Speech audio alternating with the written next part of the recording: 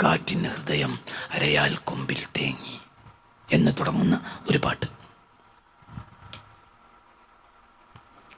രാമായണം കേൾക്കാതെയായി, പൊന്മൈനകൾ മിണ്ടാതെയായി എന്ന കവിതയുടെ പശ്ചാത്തലം എന്താണ് എന്ന് പിന്നെ